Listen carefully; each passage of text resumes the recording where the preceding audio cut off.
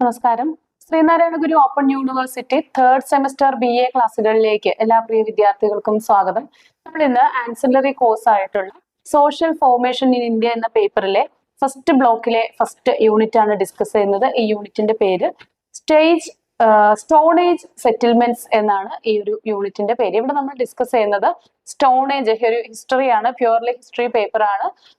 Stone age കൾച്ചറിനെ കുറിച്ചാണ് ഇവിടെ നമ്മൾ ഡിസ്കസ് ചെയ്യുന്നത്. ഇപ്പൊ ഇന്ത്യയിലെ ഏർലി ഇന്ത്യയിലെ സ്റ്റോൺ ഏജ് സെറ്റിൽമെന്റുകൾ ഏതൊക്കെയാണ്, ഇങ്ങനെയുള്ള കാര്യങ്ങളാണ് നമ്മളിവിടെ ഡിസ്കസ് ചെയ്യുക.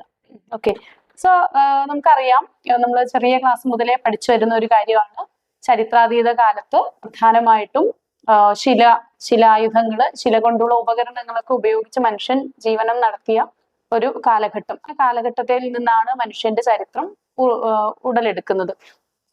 ചരിത്രത്തെ റഫ്ലി രണ്ടായിട്ട് കാറ്റഗറൈസ് ചെയ്യാവുന്ന, എഴുതപ്പെട്ട ചരിത്രരേഖകൾ അവൈലബിൾ ആയ കാലഘട്ടത്തെ നമ്മൾ ചരിത്ര കാലഘട്ടം എന്നും, എഴുതപ്പെട്ട രേഖകളൊന്നും ലഭ്യമല്ലാതിരുന്ന കാലഘട്ടത്തെ നമ്മൾ ചരിത്രാതീത കാലഘട്ടം എന്നും പറയാറുണ്ട്, അല്ലെ? അങ്ങനെ റഫായിട്ട് രണ്ട് കാറ്റഗറിയാണ് ചരിത്രത്തിലുള്ളത്. ഓക്കെ, അപ്പൊ നമ്മള് ഈ ചരിത്രാതീത കാലഘട്ടത്തിൽ എഴുതപ്പെട്ട തെളിവുകളൊന്നും ലഭ്യമല്ലാതിരുന്ന ആ കാലഘട്ടത്തെ കുറിച്ചുള്ള വിവരങ്ങൾ നമുക്ക് ലഭിക്കുന്നത് അവരുപയോഗിച്ചു പോയിട്ടുള്ള അവരുടെ വാസസ്ഥലങ്ങളിൽ നിന്നും മറ്റുമൊക്കെ നമുക്ക് ലഭിച്ചിട്ടുള്ള അവരുപയോഗിച്ച ആയുധങ്ങള്, ടൂൾസ് ആൻഡ് വെപ്പൺസ് ഒക്കെ ഉപയോഗിച്ചിട്ടാണ് നമുക്ക് അന്നത്തെ ചരിത്രം റീക്രിയേറ്റ് ചെയ്യാനായിട്ട് സാധിക്കുന്നത്. അപ്പൊ നമുക്ക് ഈ മനുഷ്യന്റെ ആദിമ മാനവ ചരിത്രത്തെ നമുക്ക് ലോഹയുഗം എന്നും ശിലായുഗം എന്നും രണ്ടായിട്ട് നമ്മൾ വീണ്ടും തിരിക്കാറുണ്ട്. ഓക്കെ, അപ്പൊ നമ്മൾ ഈ ശിലായുഗത്തെ കുറിച്ച് ഇവിടെ ഡിസ്കസ് ചെയ്യാം. പരുക്കൻ ശിലകൾ അതുപോലെ തന്നെ ഉപയോഗിച്ച ഒരു കാലഘട്ടം ഉണ്ടായിരുന്നു മനുഷ്യന്. ജീവികളെ കൊല്ലാനും മറ്റുമൊക്കെ പരുക്കൻ ശിലകളെ അതുപോലെ ഉപയോഗപ്പെടുത്തിയ കാലഘട്ടത്തെ നമ്മൾ പ്രാചീന ശിലായുഗം എന്നാണ് വിളിക്കുന്നത്. അതായത് ഒരു 5000 വർഷങ്ങൾക്ക് മുൻപ് വരെ മനുഷ്യൻ എഴുത്തുവിദ്യയൊന്നും കണ്ടെത്തിയിട്ടില്ല. അതിനൊക്കെ വളരെ മുൻപുള്ള ഒരു കാലഘട്ടം. അപ്പൊ അതില് പ്രാചീന ശിലായുഗമാണ് ഒന്നാമത്തെ വർഷം. അപ്പോൾ പ്രാചീന ശിലായുഗം എന്ന് പറയുന്നത് ക്രിസ്തുവിന് മുൻപ് ഒരു 10000 വർഷങ്ങൾക്ക് മുൻപ് വരെയുള്ള കാലഘട്ടത്തെയാണ് നമ്മൾ പ്രാചീന ശിലായുഗം എന്ന് വിളിക്കുന്നത്. ഇവിടെ ഈ പ്രാചീന ശിലായുഗത്തെ നമുക്ക് വീണ്ടും തരംതിരിക്കാവുന്നതാണ്. പൂർവ്വഘട്ടമെന്നും അതുപോലെ ഉത്തരഘട്ടമെന്നും ഒക്കെ നമുക്ക് വീണ്ടും തരംതിരിക്കാവുന്നതാണ്. അപ്പൊ ഈ ഒരു കാലഘട്ടത്തിന്റെ ആ ഒരു ഡിവിഷനിലേക്ക് നമ്മൾ ഡീറ്റെയിൽ ആയിട്ട് നമുക്ക് കടക്കാം. അതിനു മുൻപ് ആ ഒരു പൊതുവായിട്ട് റഫ്ലി ആ ഒരു കാലഘട്ടത്തിന്റെ ചില സവിശേഷതകൾ, ജീവിത രീതികളെ കുറിച്ചൊക്കെ നമുക്കൊന്ന് ഡിസ്കസ് ചെയ്യാം. അപ്പൊ വേട്ടയാടിയും മത്സ്യബന്ധനം നടത്തിയും ഭക്ഷണം ശേഖരിച്ചും ഒക്കെയാണ് അന്നത്തെ ജനത ജീവിച്ചിരുന്നത്. അവര് ഭക്ഷണം, they were not producers, പക്ഷെ അവരെന്താ ചെയ്യുന്നത്? ഫുഡ് ഗ്യാദറേഴ്സ് ആയിരുന്നു. ഭക്ഷണം ഉൽപ്പാദിപ്പിക്കാൻ അവർ പഠിച്ചിരുന്നില്ല. ഭക്ഷണം മരങ്ങളിലും സസ്യങ്ങളിലൊക്കെ ഉള്ള ഭക്ഷണം അവരതുപോലെ തന്നെ കൺസ്യൂം ചെയ്യും. മറ്റു ജീവജാലങ്ങൾ ഇന്ന് എങ്ങനെയാണോ ജീവിക്കുന്നത് അതുപോലെ മനുഷ്യനും വേട്ടയാടിയും ഇര തേടിയും ഒക്കെയാണ് ജീവിച്ചിരുന്നത്. അതുപോലെ അവർ ഒരു നൊമാഡിക് ലൈഫ് തന്നെയായിരുന്നു, അലഞ്ഞു തിരിഞ്ഞുള്ള ഒരു ജീവിതമായിരുന്നു. കൂടാതെ നദീതടങ്ങളിലാണ് മനുഷ്യൻ ആദ്യ കാലഘട്ടം മുതലേ താമസം ഉറപ്പിച്ചിരുന്നത്. കൂടാതെ അവരുടെ ഉപകരണങ്ങൾ എന്ന് പറയുന്നത് അസ്ഥികളും കല്ലും ആയുധം അങ്ങനെയുള്ള കൊമ്പുകൾ, അല്ലെ, മൃഗങ്ങളുടെയൊക്കെ കൊമ്പ്, ഇങ്ങനെയൊക്കെയുള്ള അവർക്ക് പ്രകൃതിയിൽ നിന്ന് ലഭ്യമാകുന്ന വസ്തുക്കൾ നേരിട്ട് ഉപയോഗിച്ചുകൊണ്ടാണ് അവരുടെ ആയുധങ്ങൾ അവർ പരുവപ്പെടുത്തിയെടുത്തിരുന്നത്. പിന്നീട് കുറച്ചുകൂടി കഴിയുമ്പോഴത്തേക്കുമാണ് അവർ ആയുധങ്ങളുടെ നിർമ്മാണത്തിലേക്കൊക്കെ, വളരെ വൈദഗ്ധ്യമുള്ള നിർമ്മാണങ്ങളിലേക്കൊക്കെ കടക്കുന്നത്. അഗ്നി അവരുപയോഗിച്ചിരുന്നു. തീയുടെ ഉപയോഗം ഒരു മെസോലിത്തിക് പീരീഡ് മുതലൊക്കെ വളരെ നല്ല രീതിയിൽ ഉപയോഗിച്ചു തുടങ്ങിയിട്ടുണ്ട്. പക്ഷെ എങ്കിലും ഈ ആദിമഘട്ടത്തിൽ അവർ വെളിച്ചം നൽകാനും അതുപോലെ കാട്ടുമൃഗങ്ങളിൽ നിന്ന് രക്ഷ തേടാനും ഒക്കെയാണ് തീയെ ഉപയോഗപ്പെടുത്തിയിരുന്നത്. പിന്നീടാണ് മനുഷ്യൻ ആഹാരം വേവിച്ച് കഴിക്കുന്നതിലേക്കൊക്കെ വരുന്നത്. തീയെ കൂടുതൽ മെരുക്കി ഉപയോഗിക്കാനൊക്കെ അവർ പഠിക്കുന്നത് പിന്നീടാണ്. ഇനി ഭാഷയുടെ ഉദയം, ഇത് കാര്യത്തിൽ നമ്മൾ ഡിസ്കസ് ചെയ്യേണ്ട മറ്റൊരു ടോപ്പിക്കാണ് ഭാഷയുടെ ഉദയം. തുടക്കത്തില് മൃഗങ്ങളെ പോലെ തന്നെ ശബ്ദങ്ങളൊക്കെ പുറപ്പെടുവിച്ചുകൊണ്ട് ചേഷ്ടകളിലൂടെയൊക്കെയാണ്, ഗർജനങ്ങള് അങ്ങനെയുള്ള കാര്യങ്ങളിലൂടെയൊക്കെയാണ് മനുഷ്യൻ ഭാഷ ഉപയോഗിച്ചിരുന്നത്. ആദിമ മനുഷ്യന്റെ വോക്കൽ കോഡ്സ് ഒന്നും വേണ്ടത്ര വികാസം പ്രാപിച്ചവ ആയിരുന്നില്ല. ഇനി തീർച്ചയായിട്ടും അവര് ഗുഹാചിത്രങ്ങൾ വരച്ചിട്ടുണ്ട്, അല്ലെ? മരിച്ചവരെ സംസ്കരിക്കുന്ന പലതരത്തിലുള്ള ഏർപ്പാടുകൾ അവർക്കിടയിൽ, പല രീതികളൊക്കെ അവർക്കിടയിൽ നിലനിന്നിരുന്നു എന്നൊക്കെ നമുക്ക് അറിയാവുന്ന കാര്യങ്ങളാണ്. ഇനി നമ്മൾ നോക്കുന്നത് ഈ പാലിയോലിത്തിക് ഏജിലെ പ്രാചീന ശിലായുഗത്തിലെ ചില ഫേസസ്, ഘട്ടങ്ങളെ കുറിച്ചാണ്. അപ്പൊ ഇതില് പാലിയോലിത്തിക് ഏജിനെ നമുക്ക് ഏകദേശം ഒരു 2.5 ലക്ഷം BC മുതൽ 10,000 BC വരെയുള്ള ഒരു കാലഘട്ടത്തെയാണ് നമ്മൾ പൊതുവെ പ്രാചീന ശിലായുഗം എന്ന് പറയുന്നത്. ഇത് മുഴുവൻ ശിലായുഗത്തിന്റെ കാലഘട്ടമാണ്. ഇതിന് നമ്മൾ വീണ്ടും ചില ഘട്ടങ്ങളായിട്ട്, വിഭാഗങ്ങളായിട്ട് തിരിക്കാറുണ്ട്. അതിൽ ഒന്നാമത്തേത് ലോവർ പാലിയോലിത്തിക് ഏജ് എന്നറിയപ്പെടുന്ന ആദിമ പ്രാചീന ശിലായുഗമാണ്. ഇതിന്റെ കാലഘട്ടം 2.5, അതായത് 2.5 ലക്ഷം BC മുതൽ 1 ലക്ഷം BC വരെയുള്ള കാലഘട്ടത്തെയാണ് നമ്മൾ ഏറ്റവും ആദിമമായിട്ടുള്ള ആദിമ പ്രാചീന ശിലായുഗം എന്ന് പറയുന്നത്, അഥവാ ലോവർ പാലിയോലിത്തിക് ഏജ് എന്ന് പറയുന്നത്. ദെൻ മധ്യശിലായുഗമാണ് മിഡിൽ പാലിയോലിത്തിക് ഏജ്, അതായത് 1 ലക്ഷം BC മുതൽ ഒരു 40,000 വർഷം വരെയുള്ള കാലഘട്ടത്തെ വളരെ സിമ്പിൾ ആയിട്ടുള്ള കാറ്റഗറൈസേഷൻ ആണ് വരുന്നത്. ഓർത്തിരിക്കുക, 2.5 മുതൽ 1 ലക്ഷം വരെ, പിന്നെ 1 ലക്ഷം മുതൽ 40,000 വർഷങ്ങൾക്ക് വരെയുള്ള ഒരു കാലഘട്ടം. അതിനുശേഷം 40,000 വർഷങ്ങൾ മുതൽ 10,000 വർഷം വരെയുള്ള ആ ഒരു കാലഘട്ടം അപ്പർ പാലിയോലിത്തിക് ഏജ് എന്ന് പറയും. അതല്ലെങ്കിൽ അന്തിമ ശിലായുഗം എന്നും മലയാളത്തില് പറയാറുണ്ട്. ഇനി ഈ ലോവർ പാലിയോലിത്തിക് ഏജിന്റെ സവിശേഷതകൾ എന്തൊക്കെയാണെന്ന് നോക്കാം. ശിലാ ഉപകരണങ്ങളുടെ ആദ്യ ഘട്ടത്തിലുള്ള ഉപയോഗം നടത്തിയ ഒരു കാലം എന്ന് വെച്ചാൽ, ഒരു ജീവി നിൽക്കുന്നുണ്ടെങ്കിൽ അതിന് മേലേക്ക് ഒരു കല്ലെടുത്ത് അതുപോലെ തന്നെ ഇട്ട് അതിനെ കൊന്ന് ഉപയോഗിക്കുന്ന ഒരു കാലം. കാരണം റഫായിട്ടുള്ള ശിലകൾ, വളരെ പരുക്കനായിട്ടുള്ള പരുവപ്പെടുത്തിയെടുക്കാത്ത ശിലകൾ അപ്പടി തന്നെ ഉപയോഗിക്കുന്നു. ഇവിടെ വളരെ വലിയ ഭാരം കൂടിയ കല്ലുകളൊക്കെയാണ് അവര് ഈ ഒരു ഘട്ടത്തിൽ ഉപയോഗിച്ചത്. ഇനി ആഹാരം ശേഖരിച്ചിരുന്നത് തീർച്ചയായിട്ടും അവർ ഫുഡ് ഗ്യാദറേഴ്സ് ആയിരുന്നല്ലോ, അപ്പൊ വേട്ടയാടിയിട്ടൊക്കെയാണ് അവര് ആഹാരം ശേഖരിച്ചിരുന്നത്. ഉഷ്ണമേഖലാ പ്രദേശങ്ങളിലാണ് ഈ കാലഘട്ടത്തിലെ മനുഷ്യവാസം ഉള്ളതായി കണ്ടെടുക്കപ്പെട്ടിട്ടുള്ളത്. അവരുടെ പ്രധാനപ്പെട്ട ആയുധങ്ങൾ ഈ ഹാൻഡ് ആക്സുകൾ, ക്ലീവേഴ്സ്, ഇതൊക്കെയായിരുന്നു അവരുടെ ആയുധങ്ങൾ. ഇതൊക്കെ പക്ഷെ വളരെ റഫായിരുന്നു എന്ന് പ്രത്യേകം ഓർത്തിരിക്കുക. കല്ല് വളരെ റഫായിട്ടുള്ള ഹാൻഡ് ആക്സുകൾ, നേരിട്ട് കിട്ടുന്ന കൽച്ചികൾ അതുപോലെ തന്നെ ഉപയോഗപ്പെടുത്തുകയാണ് അവർ ഈ ഒരു ഘട്ടത്തിൽ ചെയ്തത്. ഇപ്പൊ ഇന്ത്യയിലാണെങ്കിൽ ഈ സോഹൻ വാലിയിൽ നിന്നൊക്കെ അവർക്ക് ഇവരെ കുറിച്ചുള്ള തെളിവുകൾ നമുക്ക് ഇത്തരം ശിലായുധങ്ങളൊക്കെ ലഭിച്ചിട്ടുള്ള ഒരു പ്രദേശമാണ്. അതുപോലെ മധ്യപ്രദേശിലെ നർമ്മദ തീരത്തു നിന്നൊക്കെ നമുക്ക് കിട്ടിയിട്ടുണ്ട്.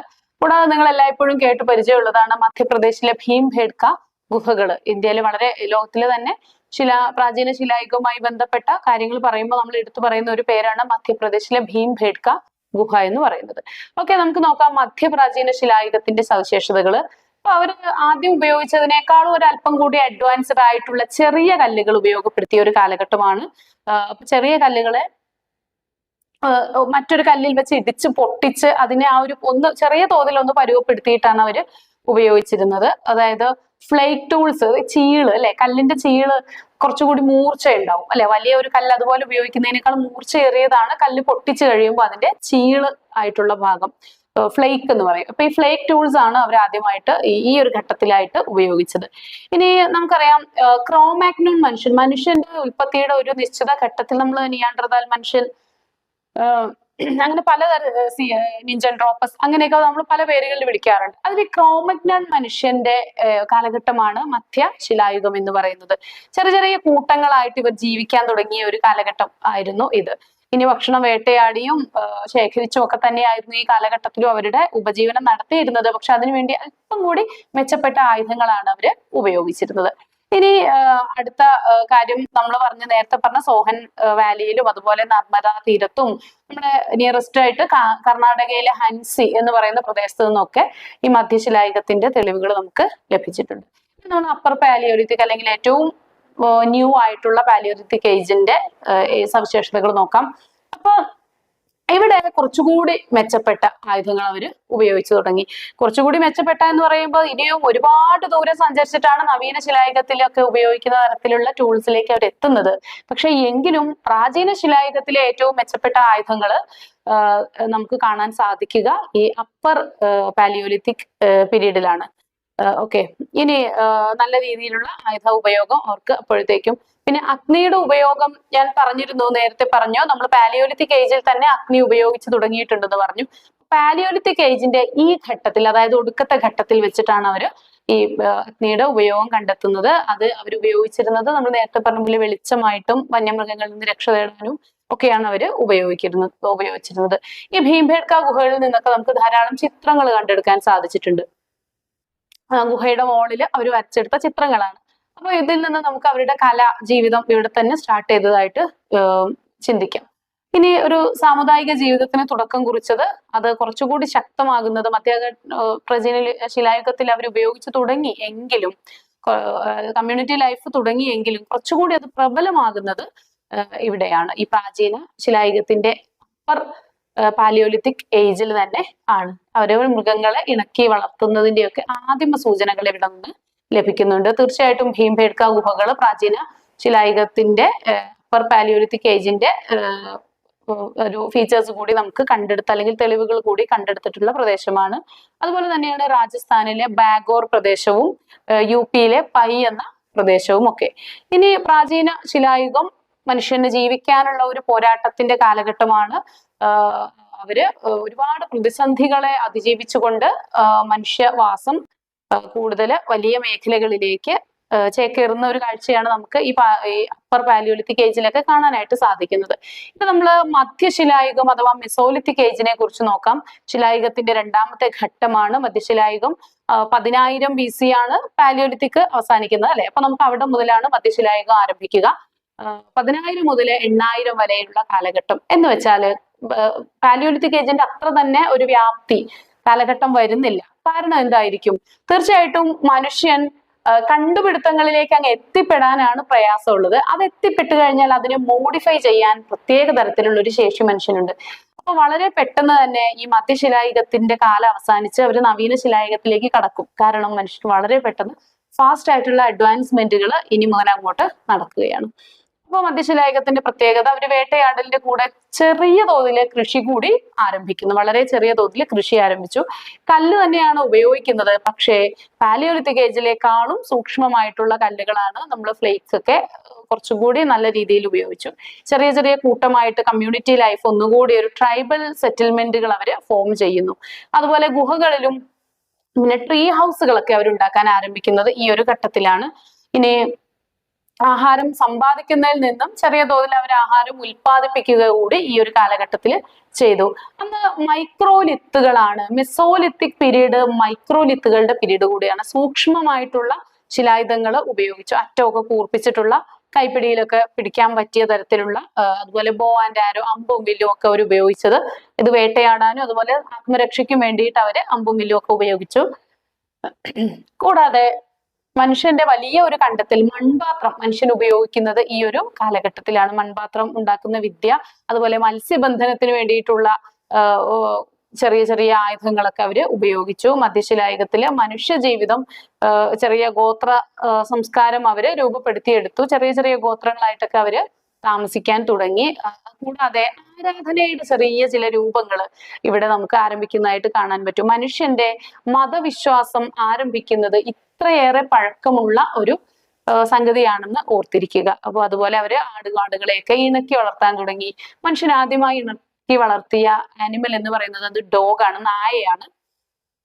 ഇനി നവീന ശിലായുഗം നമ്മൾ പറഞ്ഞു, പെട്ടെന്ന് തന്നെ മധ്യശിലായുഗത്തിൽ നിന്ന് നവീന ശിലായുഗത്തിലേക്ക് പ്രവേശിച്ചു. നിയോലിത്തിക് ഏജ് 8,000 മുതൽ 1500 BC വരെയുള്ള കാലഘട്ടമാണ് നിയോലിത്തിക് ഏജ്, നവീന ശിലായുഗം എന്ന് പറയുന്നത്. ഇതിൽ കൃഷിയും സ്ഥിരതാമസവും ഒക്കെ ആരംഭിച്ചു. മനുഷ്യൻ നാഗരികതയിലേക്ക് കടന്നു. ഇവിടുന്ന് അങ്ങോട്ടാണ് നമുക്ക് ഈ ഹാരപ്പൻ സിവിലൈസേഷൻ, ഇൻഡസ് വാലിയെ കുറിച്ചൊക്കെ നമ്മൾ പറയാറുള്ളത്. ഇനി അങ്ങോട്ട് അവര് മെല്ലെ മെല്ലെ ലോഹങ്ങളൊക്കെ കണ്ടുപിടിക്കുന്ന പീരീഡാണ്. ഓക്കെ, അപ്പൊ നവീന ശിലായുഗത്ത് ആണ് ശിലായുഗങ്ങളിൽ ഏറ്റവും ആധുനികമായിട്ടുള്ള, വളരെ സൂക്ഷ്മമായിട്ടുള്ള ആയുധങ്ങൾ അവർ ഉപയോഗിക്കാൻ തുടങ്ങി. കന്നുകാലി വളർത്തല്, ആട്, മാട്, പശു, കുതിരയെ വരെ അവര് ഇണക്കി വളർത്താനായിട്ട് ആരംഭിച്ചു. കൂടാതെ പോളിഷ്ഡ് സ്റ്റോൺ ടൂൾസ് ആണ് യൂസ് ചെയ്തത്. പോളിഷ് ചെയ്തിട്ടുള്ള ഇങ്ങനെ കീറിയെടുത്തിട്ടുള്ള കട്ടി കുറഞ്ഞ ഉപകരണങ്ങൾ, സൂചിയൊക്കെ പോലെയുള്ള ഉപകരണങ്ങൾ അവര് ഉപയോഗിക്കാൻ തുടങ്ങി. വളരെ ലാർജ് സ്കെയിലിൽ തന്നെ അവര് മൺപാത്രങ്ങൾ ഉപയോഗിക്കാൻ തുടങ്ങി. ഒരു നാടോടിത്തം ഒക്കെ അവസാനിപ്പിച്ചു. അവര് ഏകദേശം ഒരു സെറ്റിൽഡ് ലൈഫ് കൃത്യമായിട്ട് അവർ ഫോളോ ചെയ്തു.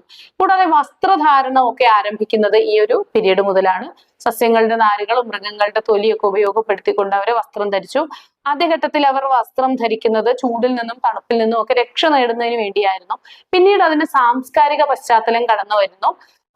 നഗ്നത മറയ്ക്കുക എന്ന ഒരു രീതിയിലേക്ക് അവർ ഉപയോഗിച്ചു തുടങ്ങുന്നത് പിന്നീടാണ്. ആദ്യമായിട്ട് വസ്ത്രത്തിന്റെ റോൾ എന്ന് പറയുന്നത് അത് നഗ്നത മറയ്ക്കുകയല്ല, മറിച്ച് എന്താണ്, അത് ചൂടിൽ നിന്നും തണുപ്പിൽ നിന്നും രക്ഷ നേടുന്നതിനും, അതുപോലെ മനുഷ്യന്റെ വളരെ പ്രയാസമേറിയ ഒരു ജീവിതമാണ് അല്ലെ മനുഷ്യൻ നയിച്ചിരുന്നത്. അപ്പൊ ആ ഒരു ജീവിതത്തില് അവർക്ക് വളരെ കൂർത്തുമൂർത്ത മുള്ളുകളും പാറക്കെട്ടുകൾക്കിടയിലൂടെയൊക്കെ സഞ്ചരിക്കേണ്ടി വരും. അങ്ങനെയുള്ള സാഹചര്യങ്ങളിൽ അവർക്ക് ഒരു പ്രൊട്ടക്ഷന് വേണ്ടിയിട്ടാണ് അവർ ആദ്യം വസ്ത്രം ഉപയോഗിച്ചിരുന്നത്.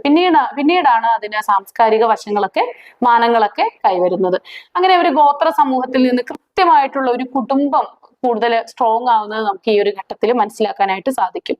ഇനി അവര് ഈ ഒരു കാലഘട്ടത്തിൽ തന്നെയാണ് വാണിജ്യം ആരംഭിക്കുന്നത്. ഞാൻ പറഞ്ഞു കൃഷി ആരംഭിച്ചു, കൃഷി വളരെ സ്ട്രോങ് ആയി. മെസോലിത്തിക് പീരീഡിൽ തന്നെ കൃഷിയുണ്ട്. അത് കൂടുതൽ ഒരു സർപ്ലസ് പ്രൊഡക്ഷനിലേക്കൊക്കെ ഈ ഒരു ഘട്ടത്തിൽ വരുന്നു. ഒരു സാധനങ്ങൾക്ക് പകരം സാധനങ്ങൾ പരസ്പരം കൈമാറി അങ്ങനെ അത് ഒരു വാണിജ്യത്തിന്റെ ആദ്യ പടിയായിട്ട് ഇത് വളർന്നു വരികയാണ്. ഇനി പോളിഷ് ചെയ്ത കല്ലൊക്കെ ഉപയോഗിക്കുന്നതുകൊണ്ട് അവർക്ക് കൂടുതൽ പ്രൊഡക്ഷൻ ഒക്കെ നടത്താനായിട്ട് സാധിക്കുന്നു. അപ്പൊ കൃഷിയെ അടിസ്ഥാനമാക്കിയിട്ട് ഒരു ആധുനികമായിട്ടുള്ള ഒരു കാലഘട്ടത്തിലേക്ക് അവര് കടന്നു. ഈ ഒരു ഘട്ടത്തിൽ വെച്ചിട്ടാണ് ലോഹം, ഈ ശിലായുഗം ഇവിടെ മെല്ലെ അങ്ങ് അവസാനിച്ചിട്ട് ലോഹയുഗം തുടങ്ങുകയാണ്. തീർച്ചയായിട്ടും ലോഹങ്ങൾ കണ്ടെത്തി കഴിഞ്ഞാലും പെട്ടെന്നൊരു സുപ്രഭാതത്തിൽ അവർ ശിലായുധങ്ങളെല്ലാം ഉപേക്ഷിക്കുകയില്ല അല്ലെ. മറിച്ച് ലോഹങ്ങൾ കണ്ടുപിടിച്ചു, ലോഹങ്ങളുടെ ആയുധങ്ങൾക്ക് പ്രചാരം ലഭിച്ചു തുടങ്ങി. എന്നാൽ അതോടൊപ്പം തന്നെ അവർ പഴയ ശിലായുധങ്ങളും ഉപയോഗിക്കുന്നുണ്ട്. ഇങ്ങനെ ശിലായുധങ്ങളും ലോഹങ്ങളും ഒരുപോലെ ഉപയോഗിച്ചുകൊണ്ട് അവർ നടന്ന ഒരു കാലഘട്ടം ഉണ്ടായിരുന്നു. ഇതിനെയാണ് നമ്മൾ കാൽക്കൊലിത്തിക് ഏജ് എന്ന് പറയുന്നത്. ചെമ്പ് കൊണ്ടുള്ള ആയുധങ്ങളും അതുപോലെ ശിലായുധങ്ങളും ഒരുപോലെ മനുഷ്യൻ ഉപയോഗിച്ച ഒരു കാലഘട്ടത്തെയാണ് നമ്മൾ കാൽക്കൊലിത്തിക് ഏജ് എന്ന് പറയുക. അപ്പൊ ഇവിടെ അവര് വളരെ പ്രിമിറ്റീവ് ആയിട്ടുള്ള ലോഹ ആയുധങ്ങൾ, ലോഹം ആദ്യം കണ്ടുപിടിച്ച ലോഹം ചെമ്പാണ്. ചെമ്പ് ലോഹങ്ങൾ ഉപയോഗിച്ചു. പിന്നെ ചെമ്പും ടിന്നും കൂടെ കൂട്ടിക്കലർത്തിയിട്ട് കുറച്ചുകൂടി മെച്ചപ്പെട്ട വെങ്കലം എന്ന ലോഹം, ബ്രോൺസ് അല്ലെ, ബ്രോൺസ് അവരുണ്ടാക്കി.